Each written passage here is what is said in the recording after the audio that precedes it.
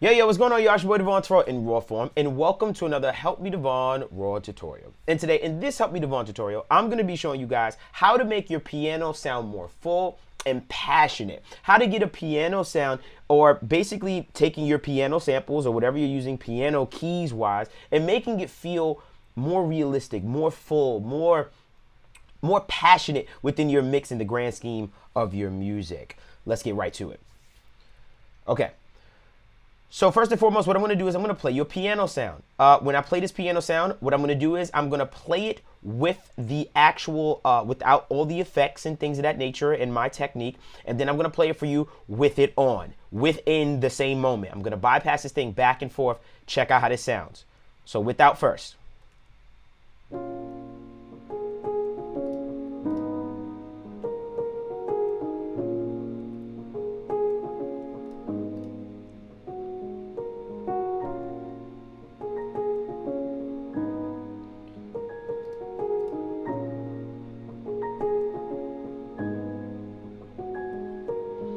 Okay, so if you listen to that closely, you can feel when I bypass my effects back and forth, you can feel like the piano sounded kind of shy. It sounded beautiful in the sense of just how it felt, but it felt kind of shy. But when I brought those effects in, you felt it really just jump out within itself. You felt like the hits, as far as the notes, those moments, felt stronger. You actually could feel those moments. How did I accomplish this? And I'm going to show you right now. But what I'm going to ask you to do first is I'm going to ask you to comment, like, subscribe. Right now, you can also make sure you go on over to helpmedevvon.info at any time to get some of our vocal chains, presets, and templates to keep this channel going. I'll leave a description in the bio below. I highly recommend the Devvon Tutorial signature template. Now back to the tutorial. So now what I'm going to do is I'm going to let you hear this within the music, because that's very important. So listen to this piano with all these effects within the actual music. See, I'm a fuck up, but I fuck up right. I just had $1 million year. What a fucking life. Lost so many friends, I can't even keep count. It's wild how the more I get, the more these niggas be distant. Good riddance. Me and my manager finally parted ways. Ryan, I swear to God, you will always be my nigga. Okay, so when you listen to that, you can hear the passion in that piano and that vocal really do this wonderful dance. And what's really giving you the feeling of the relationship is the fact that there are dynamics in the piano. There's these quiet subtleties, but these also powerful moments where it feels like it jumps out at us. How do we create this kind of piano sound, and how can you do this in your mixes as well? Let's get right to that. Okay, so first thing I did was I added a Pro Q, right? And this could go for any EQ. Don't be intimidated by me using the Pro Q. What I did was I took a little bit of that 100 hertz out. And the reason why I took a little bit of that 100 hertz out is because I was trying to make a little bit of room and make sure that I am not interfering with my bass. Because later down the line in the music, or probably if you're using anything producing, there could be a little bit of muddiness in that range. So what I did was I just carved a little bit of that out just to kind of say, hey, just move out the way for my bass line when it comes in, as far as it not being able to clash so much. So that 100 hertz is kind of where that bass line or 808 kind of resides. So I kind of wanted to carve a little bit of that. Simple thing, just doing a little bit of maintenance before I really get into like anything heavy lifting. Okay, next thing, and probably the important one, the big one, is it's analog saturation, emulation, of course. What I like to do is I like to add a little bit of analog saturation. So let's take this off, and I'll bypass it back and forth so you can get an idea of what it sounds like. Check this out.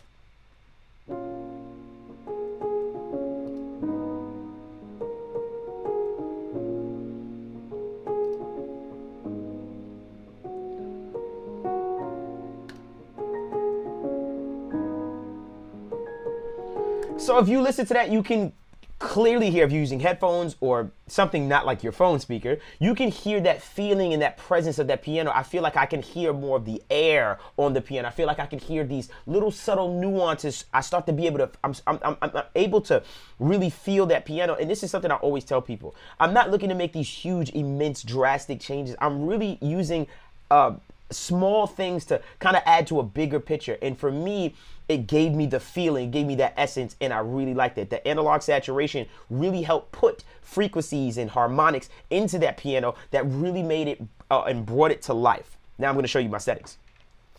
So what I did was I used a setting right here that's called Gentle Saturation in the Fat Filter Satin 2. which I love this one. I use the clean setting because the clean setting, it has a really subtle way of just adding and not completely just changing the sonic so much. What I did was I went on over here to the 800 hertz and the 7500 hertz. And what I did was I boosted 1 dB in this particular range. Let me let you hear this range right here.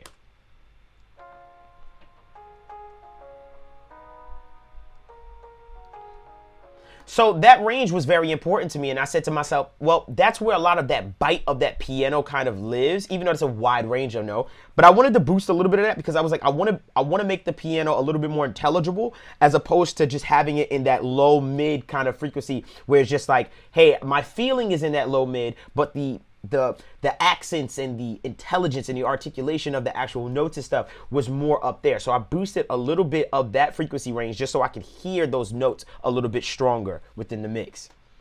Okay. And that's really all I did for that part right there. I didn't do anything in the low mids. What I did was I took a lot in the very low frequencies, which is everything below 60 hertz. I didn't want the analog saturation to really add anything to that low stuff, like the low frequency stuff. So I brought it way down, basically making it, I don't want it. Anything 60 hertz and above in that piano, I was like, get rid of it because it's mud and I know it's going to interfere with my drums and stuff like that coming. So that's what I did for my saturation, as far as my analog saturation. The next thing I did was I added a compressor. And really what I used this compressor for was just to control a little bit of my peaks, or how do I say, more of that transient information. I felt like some parts were just popping out a little too much, and I wanted to get a little bit more control on that. So I created a little bit more of a cohesive piano as well that helps with the fullness, because I'm controlling my dynamics. I'm bringing down some of the louder stuff, and I'm bringing up some of the quieter stuff, which is giving me a more fuller sound. And it's very slight, not a lot, because I don't want to do too much to the dynamics of a piano. I want to keep it as dynamic as I can for as long as I can. Okay, so I'm going to bypass this without it first. Check this out.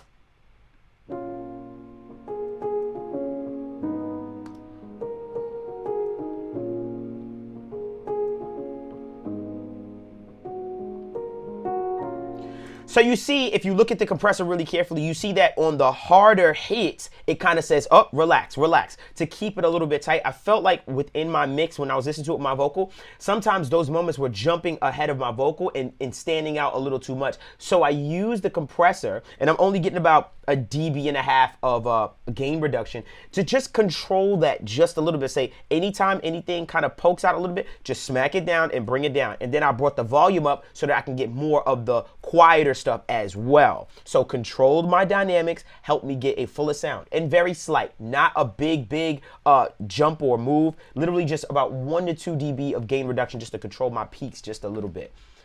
So what I did was I did a really fast attack and a really fast release. And the reason why I did a really fast attack with my compressor is because I'm really just trying to control a transient moment here and there. And that's why my release is fast, because I'm saying, hey, let it go. I don't want you compressing the entire time or working so hard. That's important to me. As you can see, I have it in electro and I have it in warm. Some people like to use the opto setting. It sounds a little bit warmer on the opto setting, I'll be honest with you. But for right now, I just felt like the speed at which the electro setting had just worked a little bit better. Experiment with this. Don't get married to what I did on that. Do what sounds best to you. I happen to use this. You can copy the settings if you like. Okay. The next thing I did was, we're rolling on over to effects. And what I did was I added a long reverb to my piano. And what I did was, and I'll show you what my aux in looks like as far as the reverb.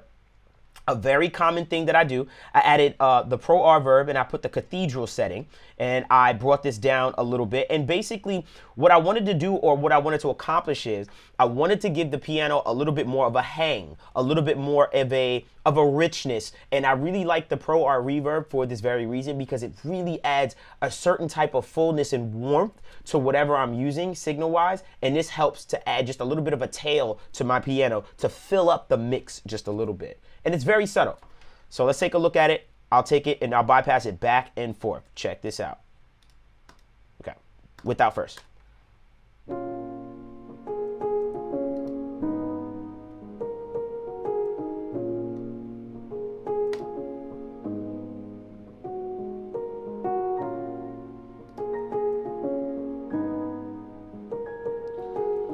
It helps the piano hang just a little bit more. Like, it's such a subtle thing, but remember, when it comes to mixing, I always say, and I always like to do little things that add up to a bigger picture. It's just very subtle, but all of these things in unison and together create this sound. What I'm using the reverb for is to get a little bit more of a hang, a little bit more tension as far as how when a note hits and how it ends. It just adds a feeling and fullness to the piano or to the instrument, and I love doing it like this a lot. So that's what I use for that. The next thing I did was a super secret trick of mine. And what I do is this. I like to take all of my instruments, just my instruments, guitars, pianos, none of my drums, guitar, pianos, keys, synths, sound effects, and I like to parallel compress that entire chain. I create a bus from those signals and I parallel compress that entire thing and blend it to taste. Let me show you what I mean. So basically right here, you'll see I have this thing called instrument parallel bus and it's at 0. I want this sending out full blast to my instrument parallel bus, which resides right, where is it? Here. So this is my instrument parallel bus. And basically what my instrument parallel bus job is to literally smash these instruments. It's literally to create a ball of audio, a smashed, compressed version of my instruments that I can then blend in. What is this gonna help me accomplish? Well, it's gonna give me a sense of more fullness, more power, more punch. It's gonna give me a thicker sound for my instruments, which is something that I struggled with for years until I started kind of playing around with this technique. I wanted a thicker sound on this piano, and this is gonna help me accomplish it. And I do this with all my instruments as far as the entire instrument chain goes into this actual bus. Okay, so I'm gonna bypass this back and forth, check out what it sounds like without the instrument parallel bus. Let's make sure it's on without first.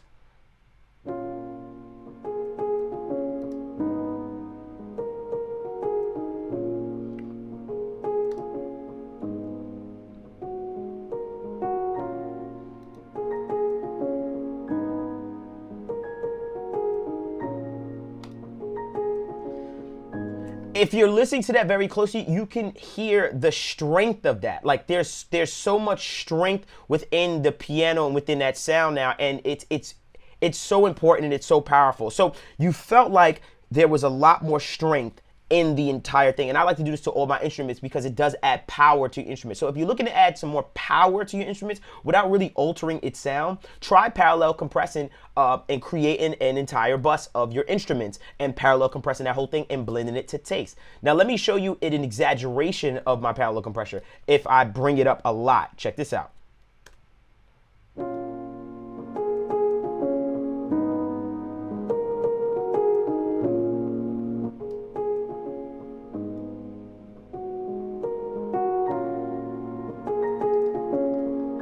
So you see, if I add a lot of it in there, it can be, okay, overwhelming. But if I add just a hair of it, it does give it this fullness feeling. And I really, really do like it that way.